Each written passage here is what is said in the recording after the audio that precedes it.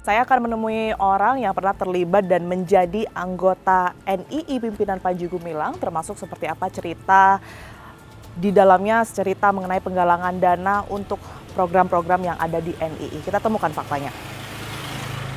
Ya, di sebelah saya ini adalah Bang Zulfikar yang merupakan sosok yang pernah terlibat dalam pusaran penggalangan dana, kemudian juga perekrutan dari NII KW9, ya. Betul ya, Bang betul. Zul? Oke. Ya, betul, Bang Zul sehat? Alhamdulillah sehat. Alhamdulillah sehat. Ya. Bang Zul, saya pengen diceritain nih Bang Zul, bagaimana kemudian ini proses dari Bang Zul yang tadinya tidak tahu menahu mengenai NII sampai pada akhirnya terlibat masuk di dalamnya. Mungkin ada proses baiat ya di situ. Iya. Ceritanya seperti apa Bang Zul? Awalnya saya main ke rumah teman, itu biasa. Saya sebulan sekali minimal itu ya. Biasanya ya 2 minggu sekali atau kadang 1 minggu sekali ke tempat teman itu kan. Tapi suatu ketika teman yang saya kenal ini, teman akrab lah, pada masa itu tahun 92. Itu tahun 92 pada saat itu? Ya, tahun 1992. Proses sampai Bang Zul pada akhirnya ada ajakan, itu oleh siapa? Itu yang kemudian setelah mendengarkan itu ya saya setuju-setuju, oh benar juga nih. Berapa kali pertemuan Bang Zul ingat? Tiga kali pertemuan. 3. Saya kaget. Ada orang lain yang memegang buku Van Dijk itu ya kan. Darul Islam, tentang Darul Islam itu kan. Loh kok NII ini? Wah gawat ini musuh negara ini. Saya jadi musuh negara nih, saya gemetar kan. Takut di situ ya? Bingung ya. Bingung, oke. Intinya pada saat pertemuan terakhir itu di mana Bang Zul bisa melihat buku yang isinya mengenai NII, itu sudah ada kegiatan pembaiatan belum? Baru penyampaian awal itu ya kan. Kemudian setelah mereka menjelaskan itu semua, baiat. Langsung di hari itu juga? Di hari itu juga. Dan saya juga prosesnya langsung baiat. Bersumpah. Dijelaskan juga pada saat itu kalau sudah menjadi anggota NII, apa yang harus dilakukan, batasan-batasannya mungkin? Ringan-ringan aja sih, sebulan 10.000. Apa itu?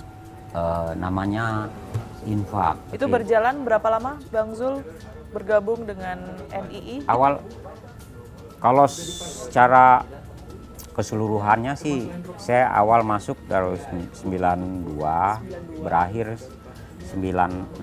96 ini artinya keluar dari NII. Saya mulai melawan. Saya sudah meninggalkan orang tua saya meninggalkan teman-teman, saudara. Karena tidak sepemahaman seperti. Karena saya sudah berbuat cacat. Bang Zul tahu gitu ya. Karena saya sudah berbuat cacat, saya sudah mengatakan mereka kafir. Jadi ini kaitannya apa yang menjadi sinyal bagi Bang Zul bahwa ini adalah bukan hal yang benar, adalah salah satunya mendapatkan uang. Mendapatkan uang. Untuk di-store. Apa itu namanya Bang? Kalau di NII itu sendiri? Udah berlebihan, udah nggak lagi sukarela, udah berlebihan, Pemaksaan. Udah melampaui. Iya, dan akan ada sanksi berat. Tengah malam kita mau istirahat, badan kita udah lelah. Mereka paksa untuk cari uang sekarang juga. Ini dari siapa Bang maksudnya? Dari atasan? Ya, ada atasan dalam NII itu ya? Yang kemudian ini memerintahkan untuk cari uang terus apapun caranya? Iya, karena pimpinan butuh uang. Pimpinan butuh uang? Iya. Dalam hal ini pimpinan itu? Di sini ada komando-komando. Sistem komando namanya Idariyah yang bertingkat-tingkat. Uang itu salah satunya yang dikenal sebagai kirot bukan Bang? Oh itu salah satu dari sekian banyak. Berapa banyak? Ya, itu kan ada alokasi dana itu banyak. Misalnya yang wajib itu infak, sedekah, kemudian tatau, kemudian harakat Ramadan, harakat kurban, kemudian idihor, kemudian kalau anak kita melahirkan kita mesti juga akikah. Kemudian kalau kita berbuat perbuatan dosa itu supaya hati kita bersih, kita wajib seikhlasnya membayar supaya memberikan uang supaya kita bersih. Kalau selama bertahun-tahun yang dilakukan oleh Bang Zul sendiri berkaitan dengan penggalangan dana, mencari dana, apa aja Bang yang paling sering?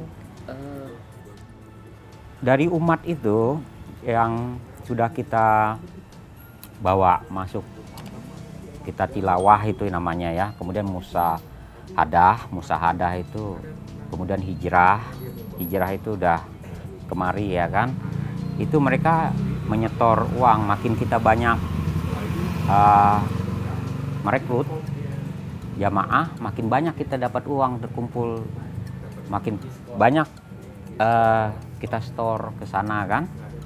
Kemudian jemaah itu juga sebagai umat itu rela juga untuk mengeluarkan uang sebanyak-banyaknya, pengorbanan sebagai bukti bahwa takwa, nilai takwanya itu sangat tinggi. Itu juga dong yang pastinya dilakukan oleh Bang Zul ya? Iya, kami juga untuk menutupi target. Kita bikin kegiatan, bikin proposal, mengatasnamakan yayasan, kemudian untuk kepentingan kaum duafa ya. Yang itu disebarkan ke? Masjid-masjid. Masjid-masjid. Ya, masjid-masjid punya alokasi kan untuk dana-dana kaum duafa itu kan. Saya tertarik sama ini, Bang Zul, salah satunya kan adalah kirot. Dari sekian banyak ya yang tadi sempat Bang Zul juga sebutkan. Bang Zul juga melakukan kirot ini nggak? Iya. Ini gimana ya penjelasannya sistem? Ya karena janji Terjadi di dalam NII bahwa sendiri. sekarang negara sedang buat program besar. Kita akan bangun dengan skala internasional. Sebuah tempat itu sebagai apa namanya, dengan kamuflase ya. Kita akan terbuka, tapi dengan nama lain, tidak NII. Jadi kita kumpulkan uang tuh di acara di apa namanya, atas nama NII, kemudian kita bangun itu suatu tempat itu masih dirahasiakan di mana. Dan di situ kita akan berternak sapi, kemudian akan ada pertanian, kemudian kita bikin Jadi gedung. dijanjikan akan ada program khusus. Ya, ini sumbangsih juga itu namanya program kirot. Misalnya kan kita cari orang juga gitu ya untuk kemudian bisa menjadi anggota NII. Iya. Kalau Bang Zul membidik orang, ini yang dilihat apanya dulu nih biasanya? Kedekatan emosional. Artinya kayak yang paling utama kan orang-orang terdekat.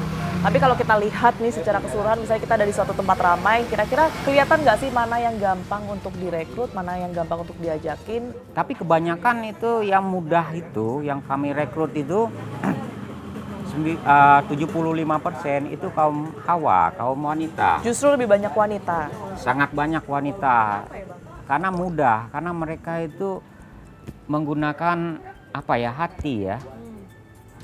Kedekatan hati, kepercayaan.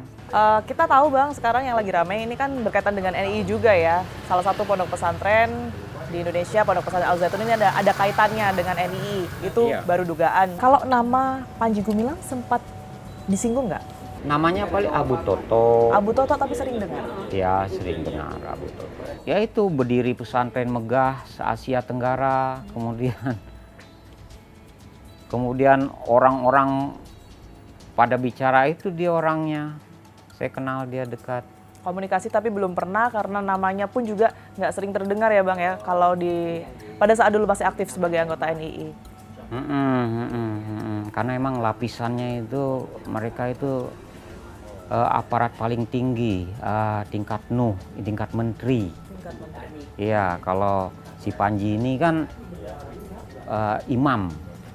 Imam itu sangat sakral dan tersembunyi, jangan sampai ketahuan, ya kan? Pokoknya rahasia. Apa yang akhirnya memantapkan Bang Zul untuk oke, saya memutuskan untuk keluar sebagai anggota NII? Saya nggak tega untuk mengetuk pintu setiap hari, pintu umat, rumahnya, kontrakannya, diketuk-ketuk itu jam-jam 2 malam, 3 malam, jam-jam orang istirahat. dia lelah. Bertentangan seperti yang tadi Bang Zul katakan ya. Iya, secara pribadi saya nggak bisa menerima itu. Kemudian juga saya dikasih target, saya merasakan sendiri peletihan. Saya udah nggak sanggup mengejar target ini sebuah kekejaman. Terima kasih banyak sebelumnya saya mengucapkan Bang Zul sudah berkenan untuk terbuka menceritakan semuanya, bahkan dari awal mula masuk menjadi anggota NII, seperti apa ceritanya aktivitas di dalam, dan juga sampai Bang Zul luar biasa berusaha untuk keluar. Terima kasih Bang Zul sudah mempercayakan itu semua kepada kami, dan juga waktunya. Terima kasih. Kita temukan fakta selanjutnya pemirsa. Indikasinya penggelapan dan pencucian uang.